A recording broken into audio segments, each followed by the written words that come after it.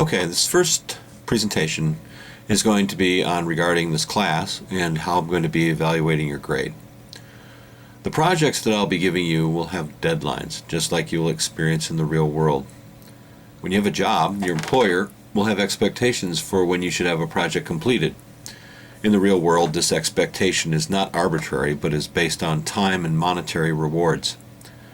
You're being paid to complete a task, and your employer, yourself if you're freelance, is being paid based on your output. In this class, just like in the real world, there will be intermediate steps in the process to review progress. These will most likely be personal, although sometimes we'll be doing them as a review in front of the rest of the class. This is to get you used to the professional life where you very often have to operate in groups or in a team atmosphere, and you have to make your thinking available to everybody. Because of this, you'll also have to communicate very clearly. More than anything else, I want all of you to begin the process early of critical thinking. Now you might ask, well, what's critical thinking? Critical thinking is the process that progresses from becoming fully aware of something to reflecting on it to reacting to it. You use this sequence often in your life, even if you never called it the process critical thinking. You engage in this process when you meet somebody for the first time and decide whether you like them or not, or when you read a book or form an opinion about a movie. The steps in the process of critical thinking are as follows. First of all, analyze. Consider the whole and then break it into its component parts so that you can examine them separately. By seeing them as distinct units, you can come to understand how they interrelate. When I give you an assignment, break it down into its logical parts. If you get confused, make notes and ask me questions. This is no different than the process that you will engage in when you're working as a professional designer or an artist. Summarize. Extract and restate the material's main message or central point at the literal level. The first thing that you should do when given any kind of a task, be it an assignment or a job, is to rewrite what you think the problem is in your own words.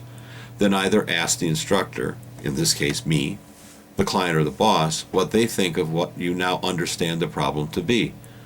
This goes a long ways towards eliminating confusion and causing you unnecessary work by going off in unintended directions. Interpret. Read between the lines to make inferences about the unstated assumptions implied by the material.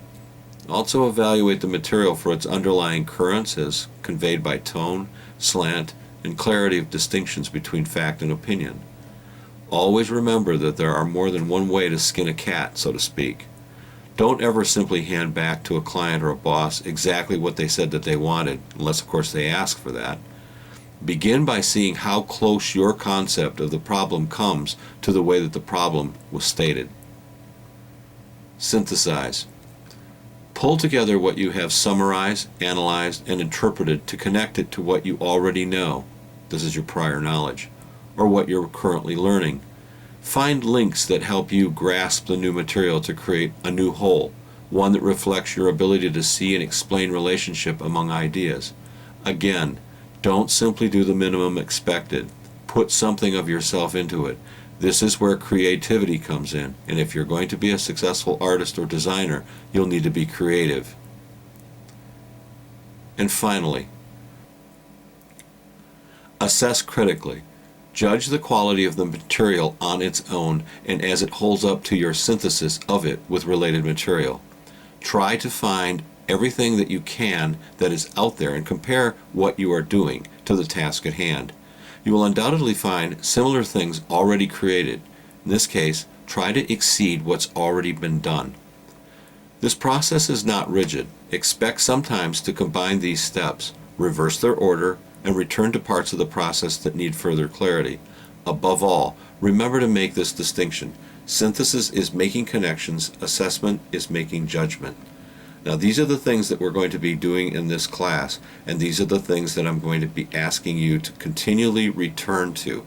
So remember the steps of critical thinking and review them often.